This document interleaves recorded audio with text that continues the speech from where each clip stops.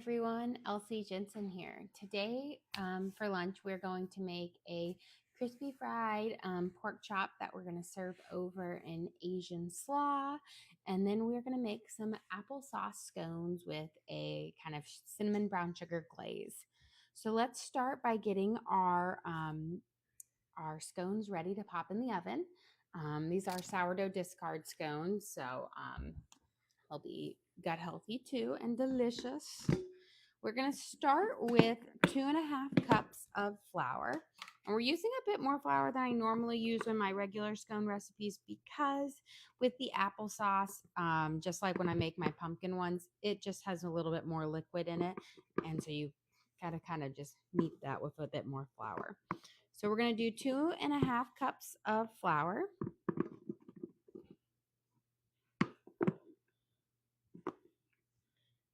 And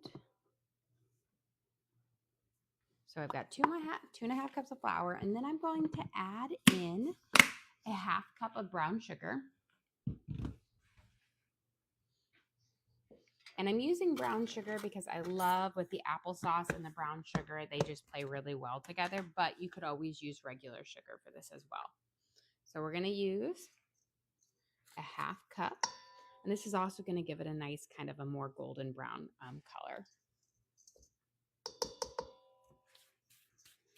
Okay, so we've got a 1/2 cup of brown sugar in here. And then we are going to put in a whole tablespoon of cinnamon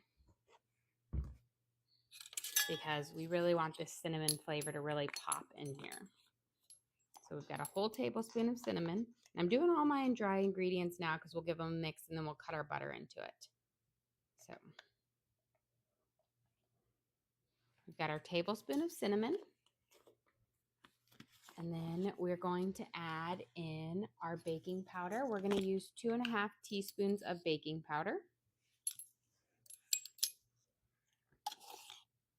So 1, 2, and 1/2. And we're going to add in a 1/2 teaspoon of salt. So this is our dry ingredients.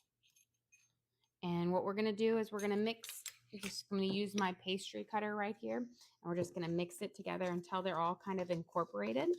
And then we'll cut our butter into it. And then we'll mix our wet ingredients in another bowl, and then we'll combine them.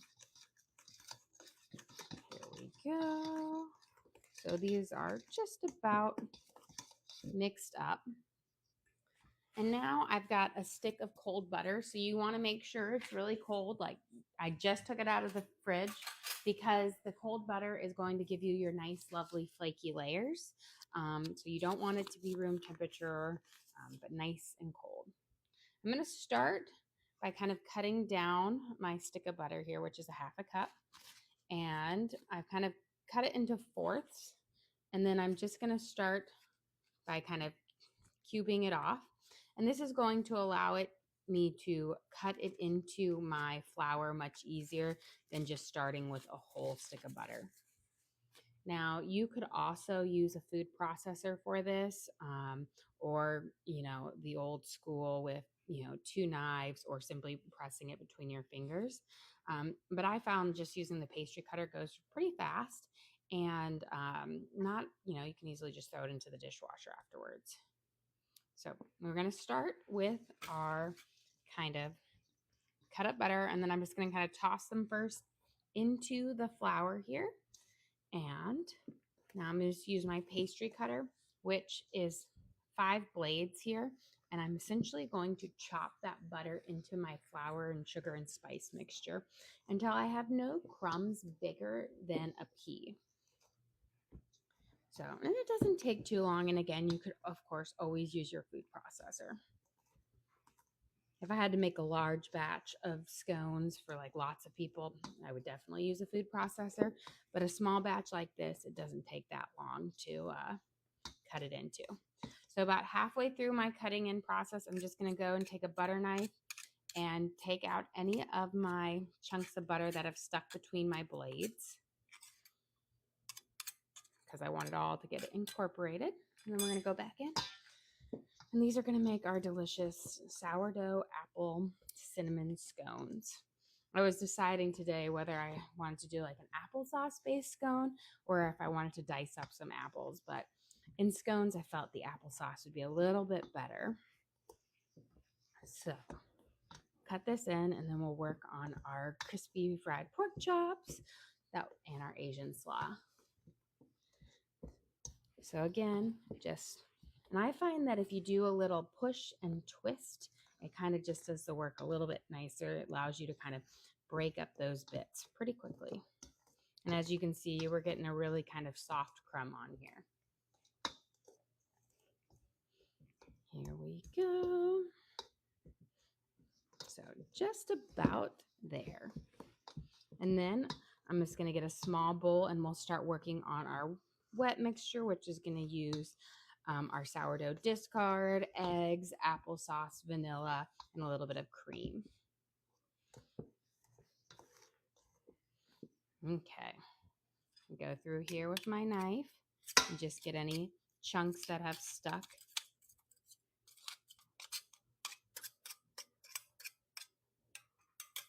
Okay, so we've got our kind of our dry mixture here with really no pieces bigger than a pea.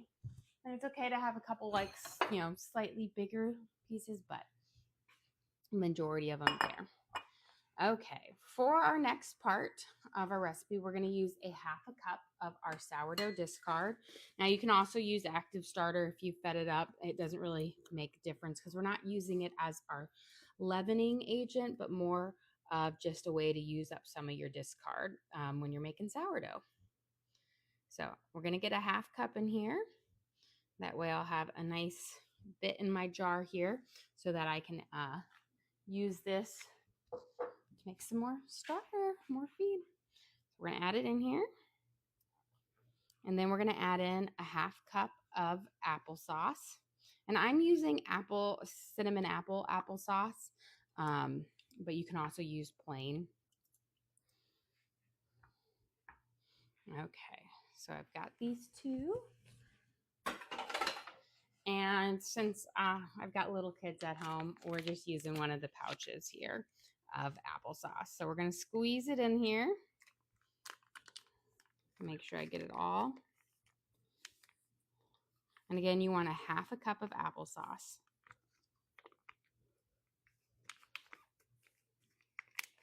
There we go. And then we're going to add in a teaspoon of vanilla extract.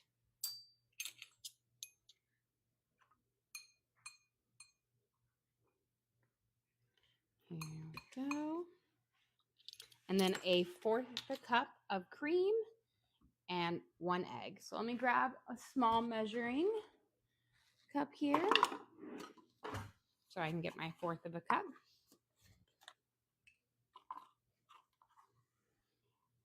Ooh, my hands are sliding.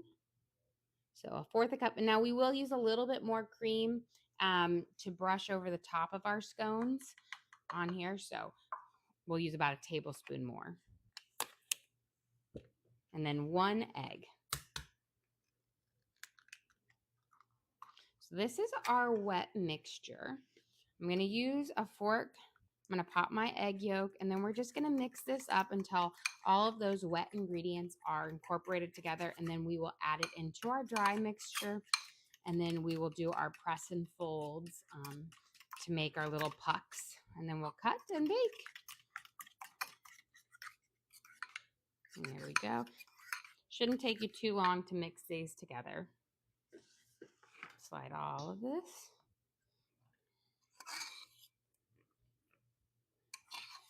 And then what I'm going to do is I'm going to use my fork here to gently mix my mixture together. You don't want to like just go in there and mix it up. You really just want to lightly toss it together until you have a bit of a crumb form. I find a fork works really well for this because it doesn't like scoop it and more like tosses it. So again, we want this kind of shag developing on here. You don't want it to come together like a paste because then your scones will be rock hard. So we've got it. And now what I'm going to do on my counter here is I'm going to dump all of this out. And yes, it's going to look dry right now, but as we press and fold it together, those dry bits will incorporate with that wet and the butter to make our flaky and wonderful layers. So definitely very important. Here we go. So I'm going to start by pressing. So don't knead. Kneading is going to give you a rock hard scone. We're going to press and fold. So folding is simply taking the mixture and like putting it right on top. You know, question, are you using whipping cream or regular milk? Heavy whipping cream. And so regular milk will be too thin. So if you don't have heavy whipping cream, you'll just want to reduce it to maybe about 2 tablespoons of milk instead of the cream, but the cream is the preferred. Okay, we're going to do our press and folds over every one of these. It's going to create a flaky, wonderful layer on our scones. And it's going to help it come together and form its shape. And don't worry if it's like crumbly and falling apart, like if you're flaking up layers.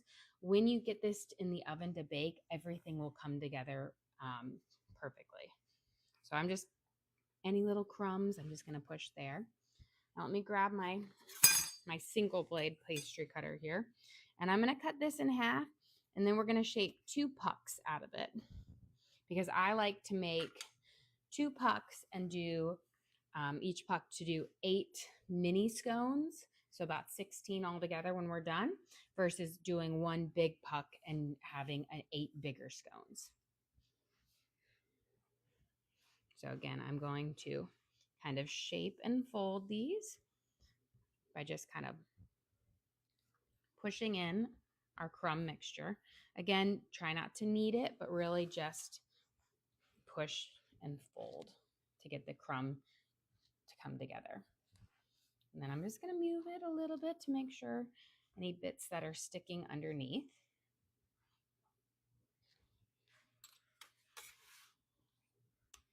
There we go.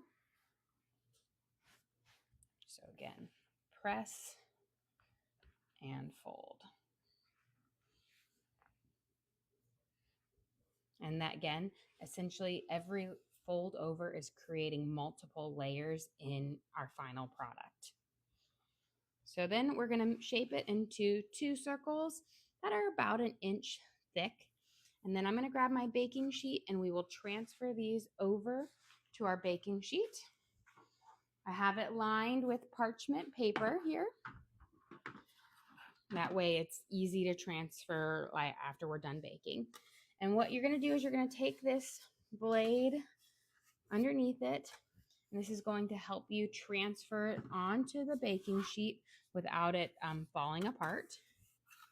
Because again, it is loosely held together. You can move it, but you're not going to be able to just like pick it up by one end. There we go.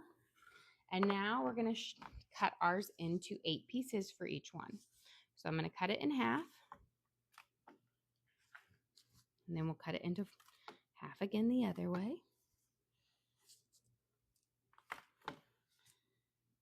And you can also use a butter knife if you don't have a pastry cutter like this to kind of cut through it.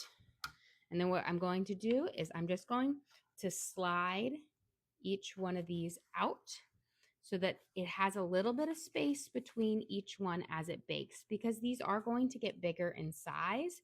They're going to puff up, and that's when you'll really see the beautiful layers on them. So you do want to spread them out, and you don't need a whole lot of space between them, just a small amount for them to pop up. Move this one up a little bit, and we're going to do the exact same over here. And you don't have to have them, perfectly evenly cut, just good approximations.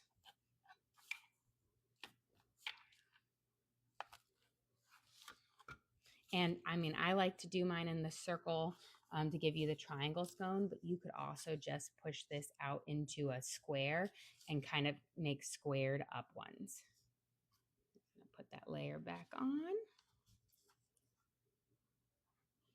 And anytime you have a little piece, just press it right on top. And now what we're going to do is I'm going to wash my hands real quick, of course, and then we're going to brush it with some cream.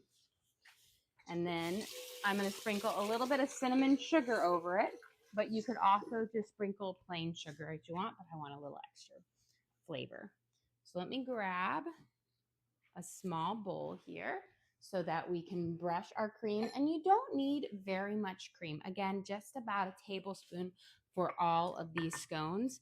This is going to give you a really lovely kind of a golden brown color to the top of it. Now, you could always do an egg wash, but you don't need very much liquid, so I never want to waste an egg on it. And an egg will give you a slightly shinier look. But just take your little thing, and what you're going to do is you're just going to kind of dab it. So you have this just a little, it almost looks like you're putting like a little glaze on it, but it's just our heavy kind of whipping cream on here. And beautiful. And I have my oven preheated to 400 degrees. So this will bake at 400 for 18 minutes. And then while we're doing that, we'll fry up our pork chops and we'll make our slaw and our homemade vinaigrette for it, as well as our brown sugar and cinnamon glaze to go on here. I was trying to decide all the different glazes that would go, and I thought, oh, maybe a maple cinnamon glaze, but my kids have been really loving the brown sugar glazes recently. So I was like, we'll do that because brown sugar and apples just play really well together. Here we go. Again, and then I'll do my last little dab here. And let's go pop these in the oven to bake up. So again, 400. Oh, you know what I forgot to do? We'll just do real quick right here. My little cinnamon sugar over it. That way, if you don't want glaze, you'll have this nice little cinnamon crust. Now, we eat a lot of cinnamon sugar toast in this house. My kids love it. It's great on sourdough too. But I have a shaker of just cinnamon and sugar always going. My daughter's a little bougie and she makes this chai tea frappuccino drink and she has to put whipped cream and a little bit of cinnamon sugar on it. Okay, into the oven at 400, nice and toasty. Make sure it's well preheated, and then for 18 minutes. And now we can go prep our rest of our meal and start cooking up, and then we'll make our glaze and everything. So let's start off with our pork here because that is going to be our next kind of longest thing to cook. So we're going to make a little dredge. So let me grab my flour over here. We don't need too much flour since I just have 3 pork chops. These were the other day we had pork chops for dinner. I did that kind of sweet Cajun pork chop. And I had gotten a big, pack from Costco because I love Costco. I'm going to put in about like a cup and a fourth of flour here. Not too much. But the pack comes with 12 pork chops, and we don't need 12 pork chops for dinner. So I was like, I'll save 3 and we'll make something with lunch with it later in the week. So here we are. So I've got about a cup and a fourth of flour. We're just going to put in about a tablespoon of Mrs. Dash's like original blend. This is the Costco version of it. Just going to do a basic, seasoning on it. Some these pork chops, nothing special because everything's going to really be in the slaw and the vinaigrette that we make. I'm going to do about a tablespoon of onion powder. And then a teaspoon of black pepper. And we'll do a good helping of garlic salt, about 2 teaspoons. I have a question. What's your preferred flour to use? It really depends what I'm making. For breading and frying, it's going to be like an all-purpose flour. But for, if you're making bread, you want a bread flour. Same thing, cake flour. So it really just depends on what you're making here. So let's get these mixed up. And then I'm going to kind of whip up my eggs real quick. And then we're going to trim the fat off of these pork chops. And then I'm going to fillet them and hammer them out a little bit thinner. That way they cook up faster and are more tender.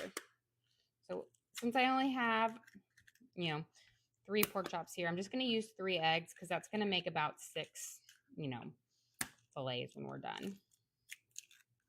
So I've got my 3 eggs. I'm just going to pop each yolk, and you just want to mix these till where you don't have any big stringy egg whites in it, because when we're going to fry them, you don't want those egg whites to like pick up and then you got like a big snotty thing on your pork chop. So again, just a quick whisk here. So that should be good. And now let's get our things. I am going to, after we do our first coating of dredge, we'll add in some panko breadcrumbs. But first, let's get this ring of fat off around, because that will just get rubbery when we fry up our pork chop. And so I'm just going to cut it off. I'm just doing a really, pretty close cut to it so that there. But the rest of the pork chop is great. And then we'll fillet it in half and fry it up. And these are pork loin chops, so it's actually a slightly more tender piece of meat, which will actually be really great for this. Here we go. So, got all of my little bits of fat cut off here. And now we're going to fillet these through the middle, because this would take forever to cook or fry up if we were to do it that way. And I'm just going to kind of work my knife through it to try to cut it as evenly as possible. Now, I was thinking about leaving them really just one giant pork chop and frying each one instead of cutting it into, each one into half. But I was like, nah, that'll take up too much room in my frying pan. It's like when we go to the Renaissance festivals, they always have fried pork tenderloin sandwiches, which are a favorite in our house. But their fried pork tenderloin sandwiches are so massive. They're like the size of my head. So when you get it, you have like this teeny tiny bun, and it's like 4 inches out all the way around of the pork, like the fried pork tenderloin. And I'm just like, these are insane. I almost like need to buy a second bun and just cut it in half. Okay. Also, because these are the loin chops, it's actually quite interesting because you get like the bicolored meat, knowing that you have 2 different kind of cuts of meat in there, which I just think is kind of cool. Okay. Let's get these hammered out, and then we'll start doing our little dredging here. So I just got my little hammer here. And we're just going to... Have you made your chili yet this fall? Not yet. So I normally, the big time that I make my chili is always for Super Bowl. And then I do it one other time in the fall, typically when I have some family around, because they absolutely love it. Okay, I'm going to grab this. We have these crazy Halloween decorations, and they're going off everywhere. But we've got our pork pounded out here, and we're going to do our dredging on here, and then we'll fry them up. But I'm going to start heating up my oil because it won't take me long to dredge these guys. So I'm just going to put in a nice thin layer on the bottom of my pan here. I've got these like little teeny tiny bottles, but they were buy one, get one free, and I don't give up a sale. I was like, I will gladly take the free oil. Okay, we're going to dredge it into our seasoned flour over here. So just kind of coat it both ways. When you're doing this, try to do it with just one hand. And I will say that takes a little mental training. I used to always be like, I'm going to do one hand, and then halfway through, both my hands would be like completely coated. So I've gotten really good at making sure I don't use it, because it's nice to have a clean hand that's nice and free and ready to, maneuver and do everything. I love how I said I was going to turn on my oil and I didn't turn it on, but now it's turned on with my clean hand. Okay, so we've got our nice little dredge here. All of them. And again, we just did really simple seasoning on here. Just our onion powder, garlic, salt, Little Mrs. Dash's original blend, and pepper. I'm going to add in about 3/4 a cup of panko breadcrumbs to give us this nice kind of crunchy extra topping on it. I was trying to decide whether I wanted to do more like a tempura fry on it, but I was like, oh, we just kind of had like orange chicken. So I was like, we'll just keep it this way. Okay, now into the egg we go and into our mixed up batter.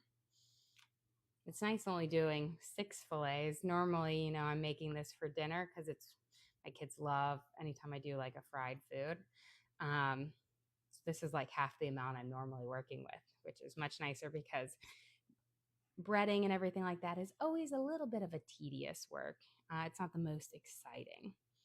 Here we go. So coat it in here. And again, the reason why we coat all of this in our flour first is that flour binds with that egg wash, and that gives us just this lovely glue that's going to bind that second breading on. Here we go. So coat this guy. And while we filleted it in half, the other reason why we pound it out to be thinner, not only for it to cook up faster because it'll be thinner, but with pork, when you tenderize it, like, you know, hammer it up, it makes it more juicy and tender, the final product. Because pork is one of those meats that if you overcook it, it is like a shoe. And so tenderizing it and cutting it thin allows you to cook it for less time and ends up with a more juicy and delicious end product. You have a question? Where did you get the idea to add panko to your flour? It's just like, I wouldn't say it's just like, I feel like the thing that you add, you used to add breadcrumbs, and then panko breadcrumbs became a big thing. And then so you switched it up. But the breadcrumbs have always been like a thing that you add to give you more of a crunch on your fried foods. You could also, I've seen it done with so many other things like crackers, cornflakes, Rice Krispie treat, or not treat, but the Rice Krispies have done it in there to give you that extra crunch on that fried chicken. So panko has just been like kind of the go-to because it is a crunchier breadcrumb. Now you could totally use regular breadcrumbs, which will give you a finer, they're more finely ground, which then is going to give you like a smaller crunch on it. Okay.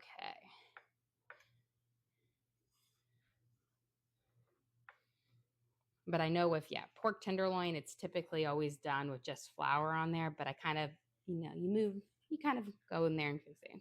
Okay, now that my hands are nice and dirty, let's go put these over here, wash them up, and then we'll test my oil, see if it's nice and hot. Okay.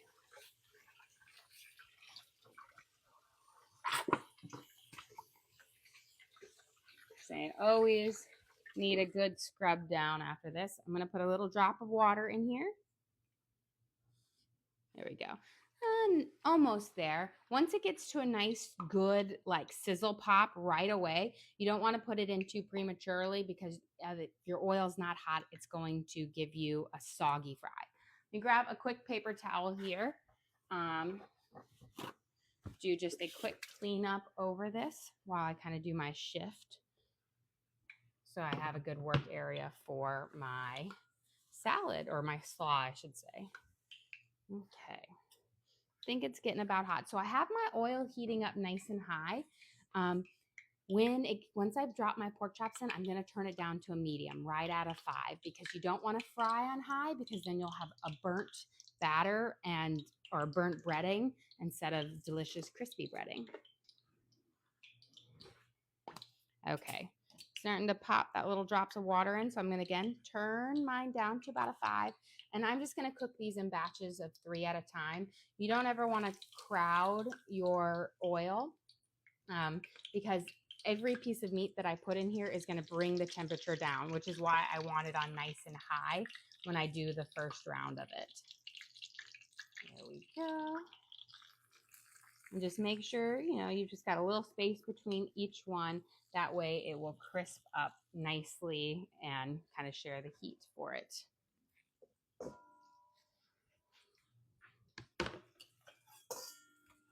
Okay, let's get ready to prep our coleslaw here. So let's do our veggies that we're going to do. So I have my purple cabbage here. I actually stole off a couple leaves on here that were good because I was like, oh, I've been saving some green leaves. I'm like, I can do golumki, which is Polish cabbage rolls. I've got a good batch of them. So I'm going to start. We're not going to use all of this cabbage. I will say a head of cabbage can last you a while. I'm going to just take off again a couple slivers here, and then we'll chop it. Because once we start to cut it up, this is going to expand and get bigger and bigger. So let's get these all. Now you could do really thin cut. I'm just going to do a basic chopped cabbage on here. So I did my thin slices, and then we'll do our basic chop on there. But you could also buy a bag of cabbage if you want. You can use purple or green. You know, really anything kind of works. But as you can see, you know, I didn't even use half of the cabbage, which wasn't even a full cabbage to begin with, because I peeled off several layers of top leaves, and it gives you a lot of cabbage. Do you have a question? Do the little kids like the slaw? They actually really, not all of them, I will say, but they do like it. I have two that like it, and it really depends what dressings that I've made. But for my lunches, I typically keep our lunches for just my husband and I and my parents. So they're typically a little bit less kid-friendly and more. But I do have two kids who like slaw. But my kids will all love the fried pork chops, which is like, oh, I'll have extra. And I have a feeling when Torrin gets home from school, he's going to be like, ooh, can I have one? And I'm sure he's going to go look for a bun because he's going to turn it into a sandwich. Okay. We'll get on here. But Evie, my girl who typically hates most of the food I make, I will say she doesn't, but she's picky about it. She loves salads and slaw. She's got a strange flavor profile. Give her french fries, she'll be unhappy. Give her a salad, she'll be very happy. All right, let me wash my hands because I got a little bit of cabbage on here. And we've got our slaw, our cabbage put up. Now I've got my carrots, and we're going to give them a quick peel. And then we're going to just do some carrot ribbons to go in there. I love carrot ribbons in my slaw over like shredded carrots because they're just more delicate and flavorful. So just first, we're going to just take off this whole outer layer, which is going to be dry and woody flavor. This is a good question. How do you balance all your kids' meal preferences without getting overwhelmed? I cook one meal and one meal only. And that's what we have. And growing up in a big family, I remember my mom always being frustrated because she goes, I can never please all of you. I'm the youngest of 10. Although she just had 7. I have 3 older half brothers from my father's previous marriage. And there's a lot of different opinions and a lot of different mouths. And, you know, she just got to where she wasn't a short order cook. And I made that kind of decision that I wasn't going to be a short order cook. But what I do instead is make sure that there is at least 1 or 2 things on every meal that a kid would like. So if it's the fruit or the bread, because I serve fresh fruit with all of my meals, or the vegetable or whatnot, that way they won't go hungry. They'll have at least 1 thing on there or 2 things on their plate that makes them happy. But you know, it is really hard. There is very few meals of mine that every kid loves. There's one where I can get 4 out of 5, a lot. But I always have one dissenter, and it is Evie. It's typically Evie. Except that I had this, like, I want to say this, like 3 or 4 days in a row where I made like all of her favorite meals. And she was like, Mama, you've been cooking such good meals recently. And it was literally like salmon, steak, spaghetti and meatballs, and then like teriyaki flank steak with Spam fried rice.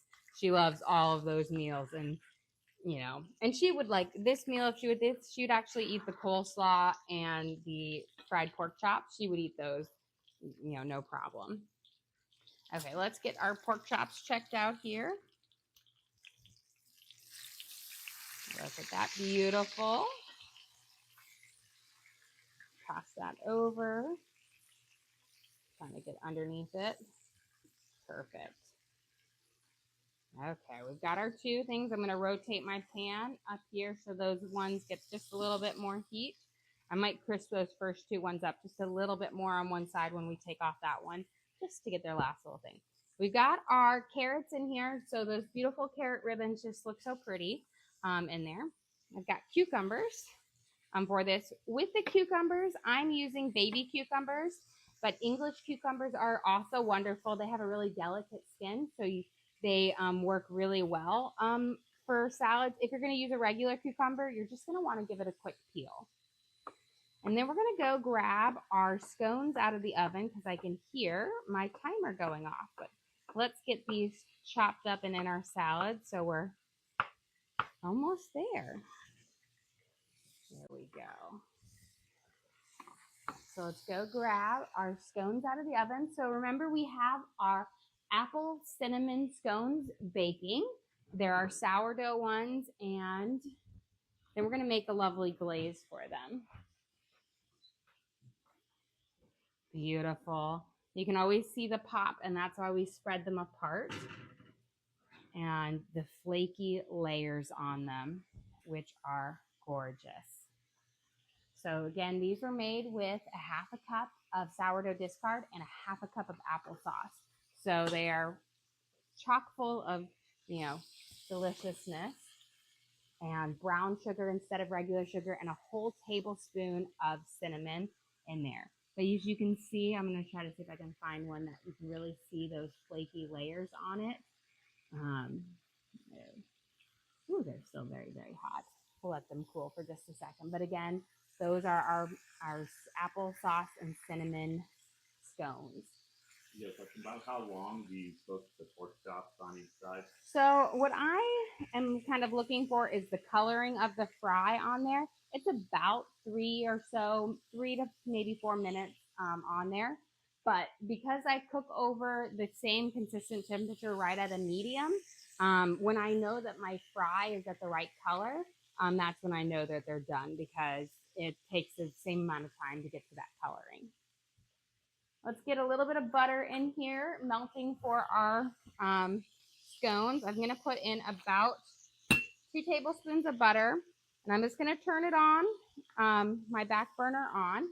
And then we're going to add in a 1/4 cup of brown sugar. And we're going to melt these two together because this is going to help take away the grit from the brown sugar for our glaze. And then we'll add in cream and cinnamon and then our powdered sugar to make our final glaze process. But yes, question, do you have any cookbook? I do not have a cookbook, but it's in the plans.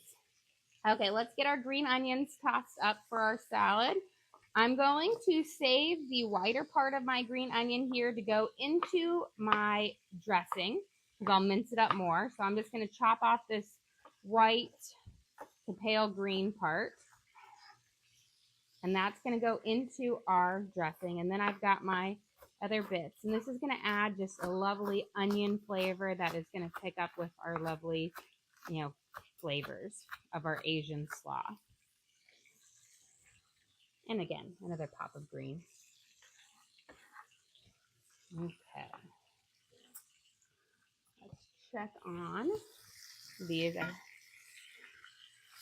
beautiful. I want these two to get a little bit darker, but perfect. Let's see how we're doing there. Beautiful. I'm going to grab a plate with a paper towel, and that way they can sit and rest, and we can drop our next batch in.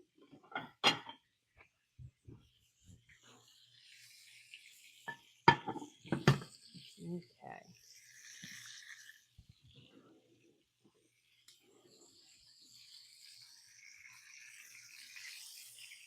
So beautiful, nice kind of golden brown. You don't want it too dark and you don't want it to be pale. I didn't add any paprika today, so I'm not going to have as dark of a fry as if you have the paprika in it. That gives you a oranger, or I want to say like a chestnut color to it. Okay, we've got that. And I can see my brown sugar and butter are coming together nicely. So add in our last 3 pork chops here. And again, I'm using this to go on our slaw, but you could also just eat these pork chops the way they are or put them between a bun for a lovely sandwich. You can also put them on a bun, put the slaw on the bun, and boom, you've got like an Asian slaw pork chop sandwich, which sounds delicious to me. Okay, we've got everything in here for our coleslaw. Now let's make our lovely marinade. There we go. Or our marinade, I should say, our vinaigrette. We're going to start with a little bit of olive oil, about 1/4 of a cup.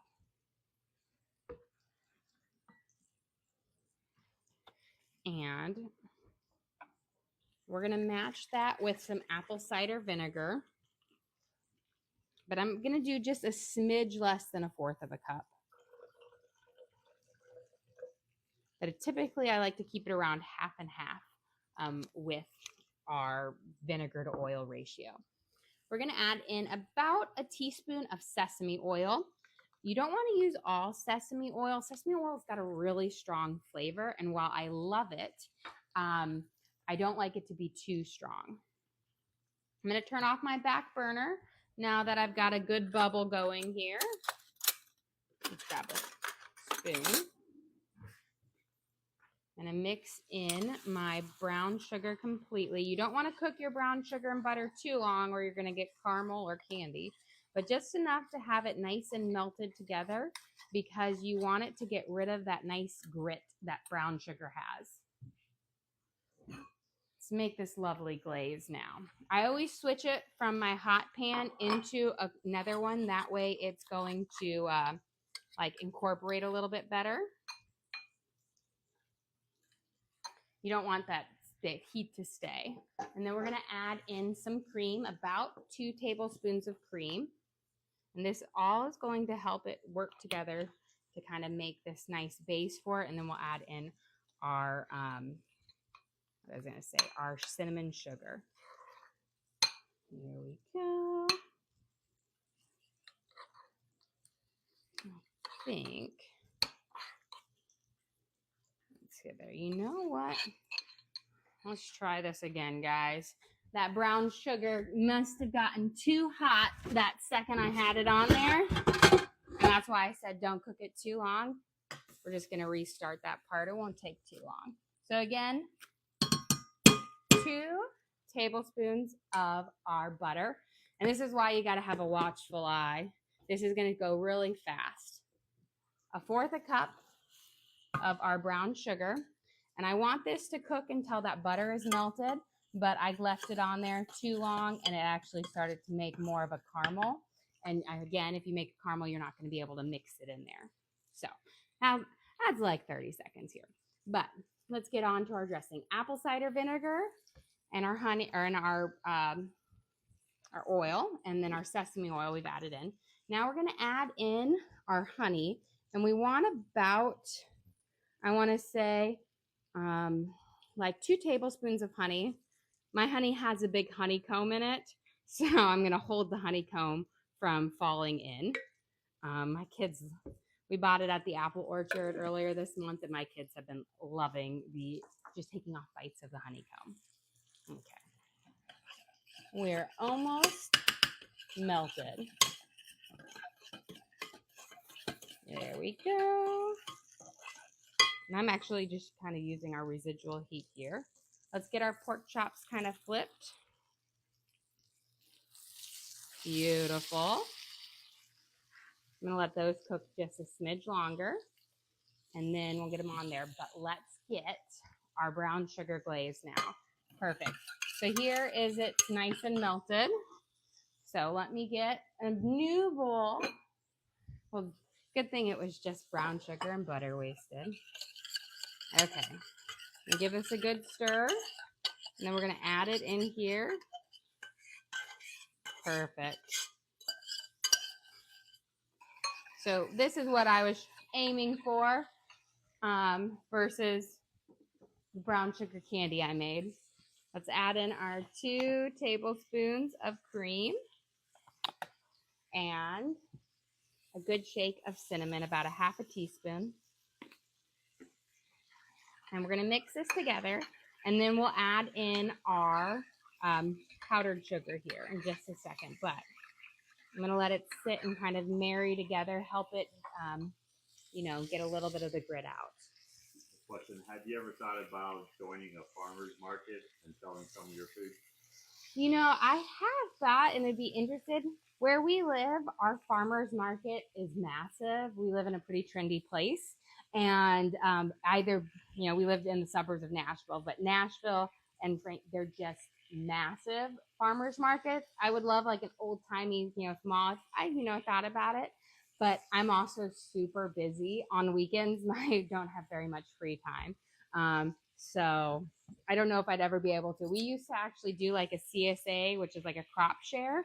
But we had to stop it because we were having so many soccer tournaments every Saturday. And then I was having friends and my brother and my parents going to pick up our crop share all the time. We're going to add in a teaspoon of garlic, a teaspoon of miso paste, which will give this just a lovely flavor. Let's turn my pork chop down just a little bit and give it a little rotate here. And we're going to add in about 2 teaspoons of ginger paste. And you can also use like 2 teaspoons of regular, like minced up ginger if you want. We're going to add in soy sauce, about a tablespoon. And we're going to do our minced up green onions here. And then our marinade should be just about made. We'll give it a really great shake. And we can start kind of coating up our slaw with it, which is perfect because we're almost done with everything else. Okay. So just mince these green onions up. If you don't have green onions, you could also use a little bit of a red onion in here. Put about a tablespoon, but it's going to give you a really just lovely flavor. And now we're going to give it a good shake to really get it to kind of come together and let those ingredients marry.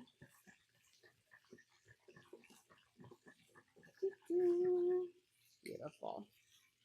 Okay, I'm going to steal a little taste first. Delicious.